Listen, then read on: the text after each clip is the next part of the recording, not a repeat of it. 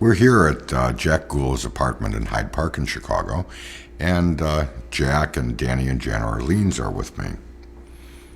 And Danny and I are going to have a little conversation about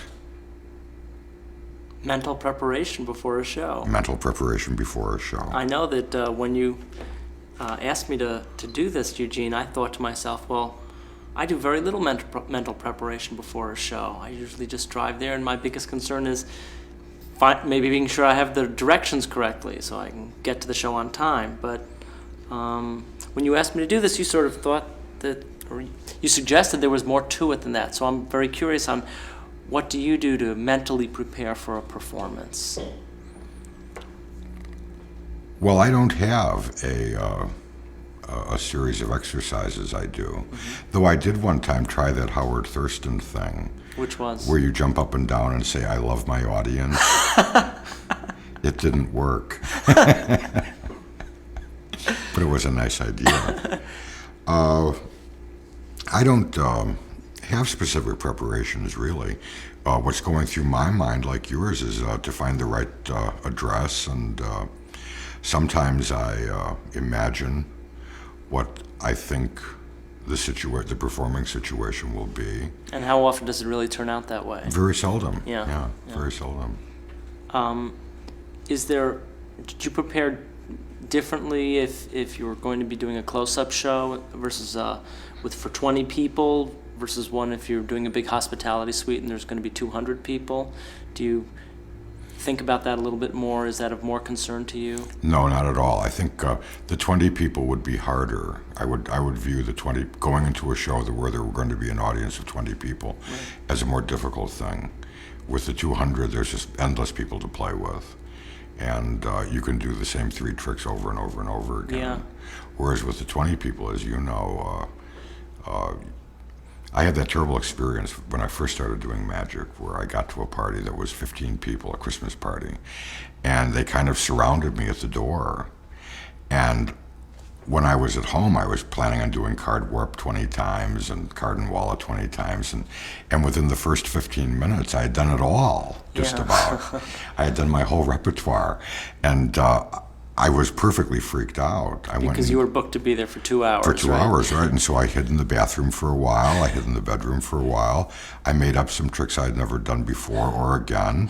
And I learned that would never happen to me again. In other words, if I walk into a home party and people surround me, I'll do 2 items and then I will stop and say, go to the washroom or something, just to get away from their space, and then come back in again. And then you try to work with smaller groups when you came back in again? Yes, and try to work with smaller groups. So how big is your repertoire now? Well, it's Presently, I know that it changes from time to time. it was 40 items, and now it's 29, so I guess I'm growing.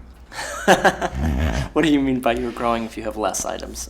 Well, I think part of it is learning to include in your repertoire things that really work for you. And after, when we practice things at home or design routines, we think they're going to work. But then when we get to reality, to the party, maybe it doesn't work at all. The jokes that we thought were just wonderfully funny, no one laughs at. So sometimes after you do an effect for a while, you realize you don't want to do it, and then you drop it. So I've been dropping things. I think that's really important. I'd like to get my repertoire down to 20 items, and I think I could be a star. Well, have you ever dropped an item that you thought was working? I mean, that you got a tremendous reaction from, but sure. you dropped it anyway? Sure. Well, you want to be more Well, specific? the item that I'm trying to do that to now is the sponge ball routine. Well, your sponge ball routine was... I was with you when you first started doing that at lectures and got a tremendous reaction with the final load being 25 or Yeah, whatever it 31-inch is. balls. And Yeah. why would you drop that? I don't... Well, because I don't want to be seen as someone holding sponge balls. You just don't think it fits with your beard? Right. It doesn't fit with. Well, it doesn't fit with the person I want to be. Now, last year, I decided I would drop the sponge balls, and so I called up Max Maven and said to him, "Max, I've decided to drop the sponge balls." And Max said, "Congratulations." And then I went to do a party that very weekend. It was a boat trip on the lake for a group of lawyers. And I walked on the boat, and the first thing the guy that hired me said was, "Did you bring those little red balls?" Yeah, right. And I said, "No, I didn't." And he said, "God, that was your best trick." Yeah. What do you think are the best close-up magic tricks? And if you had to name 5 of the strongest magic tricks close-up magicians do, what would they be? Well, I don't know if that's an answerable question, because coming from Chicago, let's take that silly little trick where you write something on a cube of sugar and you wet your finger, and now you have a transfer that you can transfer to different parts on your hand, the spectator's hand, whatever. Right. Now, that's a pretty stupid trick on one level, and yet you and I have both been to the New York Lounge when Heba Haba Al was alive, Right. and we saw him knock people out with it, didn't we? Right. And Yeah. people still talk about it. We go to parties and people mention it all the Right. time, right? So I think what I conclude from that is that there are no 5 good close-up tricks. There are only maybe 5 good. There are only presentations for tricks that work in one performer's hands and simply wouldn't work in another performer's hands Or in a certain setting. or in a certain setting. Because that trick is a perfect bar trick, but, can it be done at a high-class hospitality suite? Right, and the same question goes for all those magic contests where the magician at the contest has a chair at his side with an open attaché case on it and a table in front of him. And the fact, when was the last time you did a party in Chicago or any place where you had that kind of a situation? Right. Very rare. Very rare. Yeah. So here we are giving awards and contests for styles of performing that just aren't even acceptable in the real world. There are no venues, or there are very few venues, for a performer who has an open attaché case at his side on a chair. I know, and I think you do this too, and when we do close-up cocktail parties, I work completely out of my pockets, and you do too, right? Right. Yeah. Right. I don't even carry the box with the stuff in it. I don't carry a close-up pad. I work completely out of my pockets. Do you feel that detracts from the performer? I mean, there are many performers in Chicago who, instead of just carrying a leather satchel, sort of do a more novel approach with a bucket or a pail or a ice bucket or something. That isn't what I wanted the perception of me to be. Someone who needed all this stuff. I like the image of walking into a party, the host or hostess or the person who's hired me comes up and says, "What do you need?" And the first thing I say is nothing. I don't need anything. It's all here. Because if you're a magician, then You do wouldn't need need anything, nothing, yeah. and it would just come out of your pocket. And I think that's not only a very tidy way to perform, given the kinds of places close-up magicians are hired to perform, but it also presents me as a person who is a magician, just like you. I mean, there is no need for all these contraptions. There's just a person who is a magician. Let's get back to a little bit about before the show now.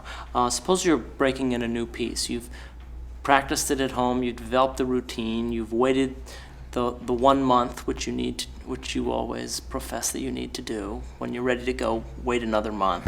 And now you're going to be doing it at a party. Is on your way to your party now, when you've finally determined you're going to break it in, do you think about that? Do you get nervous? Yes. I think that, I don't know if I would call it nervousness. I think there's an inner excitement that comes when you're going to do something that you've really never done before except in rehearsal. The first time you do it, I think there's an inner excitement because you want to be good and you want this thing to work. Yeah. So it isn't really nervousness or anxiety, just an inner excitement. Yeah. How do you deal with it, though? How do you keep that inner excitement from working against you? How do you make it work for you in the actual performance situation? by preparing carefully before you leave the house. You know, when you asked me the first question, are there any preparations that I do? No, I think what's more important than what's in my mind on the way to the show. I mean, you know, for on the way to the show, my thought really might be focused on the pizza I'm going to have afterwards. You know, I mean, that might be where my thought is. But I think what's important is not so much what's in our mind, but what isn't in our mind. In other words, if you are prepared, and that's a very important word, prepared. It presumes a lot, doesn't it? If I'm really prepared, then a lot of things are not in my mind that are in the mind of someone who isn't prepared. How does that trick work? Can I keep all the moves straight? If there are Elmsley counts, does the last card go on the top or the bottom? You know, and Do I turn the packet over? do I turn the packet over? Exactly. Right. So the preparation then isn't really taking place immediately before the show. It's taking place months or weeks or years before the show. Ultimately, I think that's the best Yeah. way, sure. In the same way, if you have your script, you know what to say. Now, if you have a script, you can have the freedom then to say something more clever should that happen, but you don't have to worry. I think that the biggest enemy of performance is inner worry on the part of the performer. Because when we watch a performer who is worried, who doesn't know what he's doing, what he's saying, how this thing goes, we feel that as an audience. And we see it, we experience it too, and it makes us nervous. Right. And we've all had that experience, haven't we? On both sides. On both sides, exactly. So, how would you handle this type of situation in terms of focusing your efforts on the show and the work that you need to do, and on making the presentation of your magic truly excellent? Suppose you've had a bad day. You've had some disappointing news about some aspect of your personal life, or maybe some unexpected errands caused you to rush around and are delaying you. How are you able to clear your minds of the day's riffraff and focus on your work? Well, usually before I leave the house, I'll try to spend some time just being quiet and just relaxing, maybe laying on the couch and just relaxing so that my energy is there. I try not to do a lot of running around when I have a show so that I can be more inwardly calm. Because I think that's really the key thing, that the performer's inward state is just as important as any of the outward stuff that you do, because the inward state is picked up by audiences. They know if we're nervous. They know if we're just thrashing about for the right word, like I'm doing now, and they pick that up. And so the best preparation for the show isn't done on the way to the show. It's done long, long before. Yeah.